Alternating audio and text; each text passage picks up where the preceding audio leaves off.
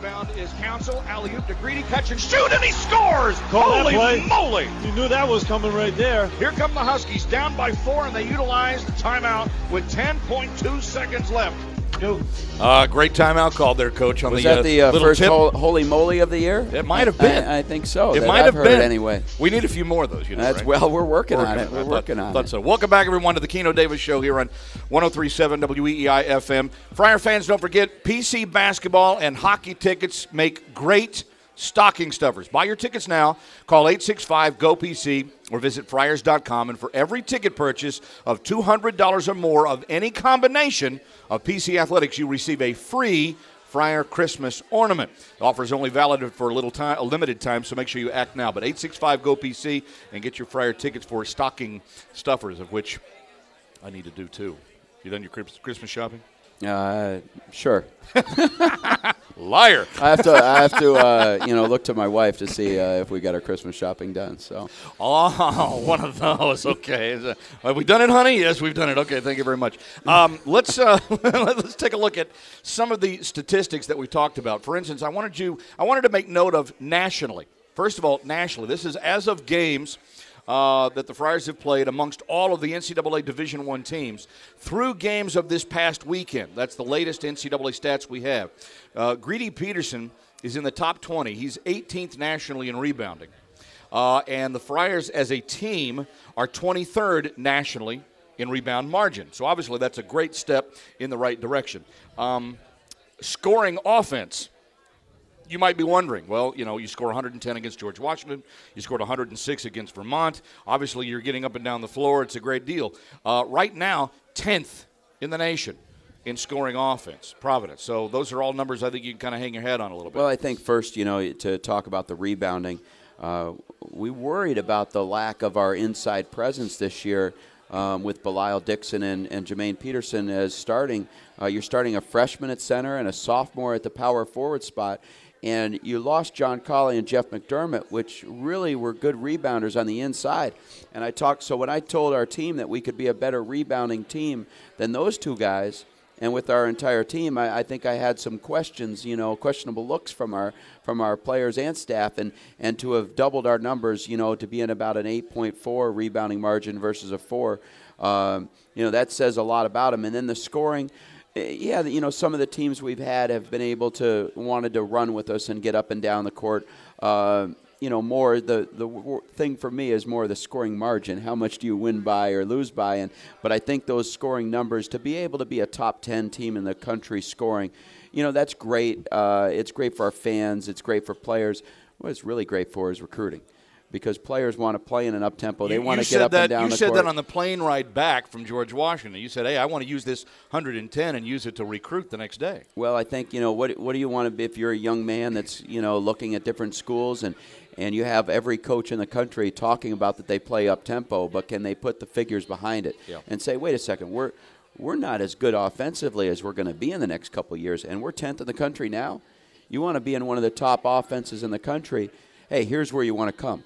And now it's up for us as coaches, it's up to us to be able to take that team, knowing we're going to score a lot, work on our execution, turn them into very good defenders, and turn them into great rebounders. And when you do that, now you don't just have a great scoring team, you have a great overall team.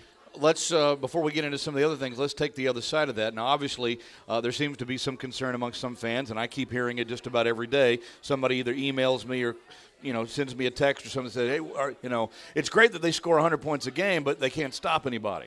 Well, and you've got the Big East coming up. Obviously, those games, get to a grind. And obviously, you're going to have the ability to stop teams in a half-court set because that's what conference games do when it gets down to just basically a punch-it-out type of situation. So how do you combat that, and how do you answer that particular assessment? Well, I think the first thing that you do is say you look at our numbers and say from last year at this point in the season, we are giving up a lower field goal percentage than we did last year. Last year we were giving up 44+%. This year we're giving up 41%. With such young players, with a young interior freshman and sophomore team, now what we have not done defensively is that you have more of a case is say we foul too much. That too often teams are just going to the foul line over and over. Yeah. Now, why are they doing that? Well, because we're just so aggressive out there, we haven't quite learned how to execute defensively, but it's not for a lack of effort. It's just for a lack of experience and basketball IQ that the guys will be able to increase. And when you think about last year's team, and you thought at 8-4, nobody was really happy with 8-4 in the non-conference going in. But I don't think there's any fan, or that followed our team that could say that team by the end of the year, we were playing really good basketball. To be able to beat Pitt, to be able to go on the road at Villanova, the last game of the year, and play them down to the wire, to be able to, the only team to knock us off after that was Louisville in the tournament. We really improved. Now, can this team improve in all areas? That's going to be the big sign of how successful we're going to be able to be this year. Can you coach that? I mean, is it possible to coach your team along the way knowing that you're trying to build to a crescendo where your team is more successful in the latter part of the year? Are there things you do early in the season or in the middle part of the season that can help dictate the way you want to play ball later in the year? Or is this all basically, just you try to get the guys all on the same page and hope that it all works out that way? No, I definitely think that, kind of my philosophy is I think you look at some coaches, and not to criticize anybody else, but you look at some coaches that their philosophy is a little different, where they will grind their team right at the beginning with their 4-hour practices, and they'll work them to death early. And some of them will have some success because of that. But then at the end of the year, it is such a long year with 30-plus games that their team at the end of the year isn't playing as good a basketball as they need to play.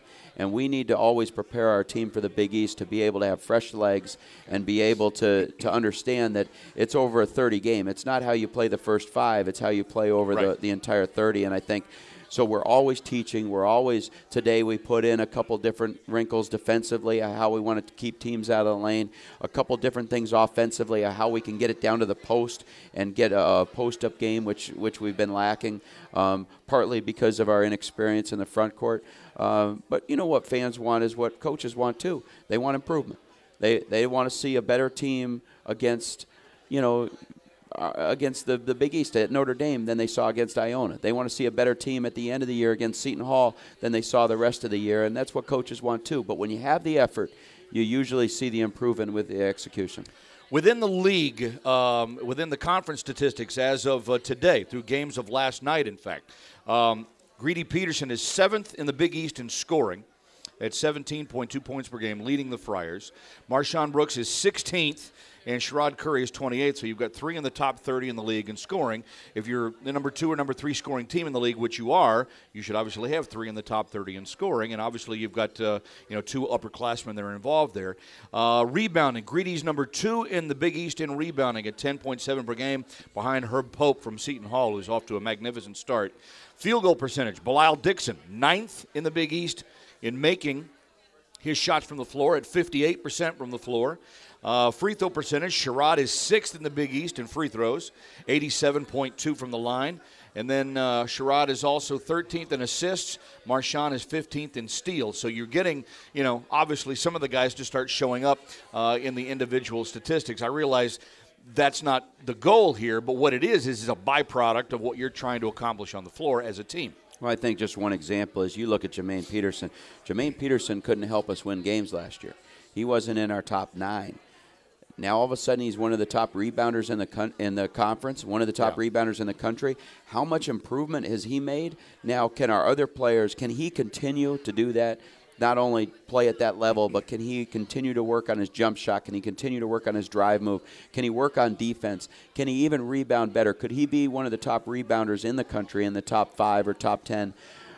That's exciting. But the freshmen that we have, who can make a Jermaine Peterson jump from this year throughout this year to next year? That's what's exciting, to the fans. That's what's exciting to me, and that's what's going to be important about how good we can ultimately be.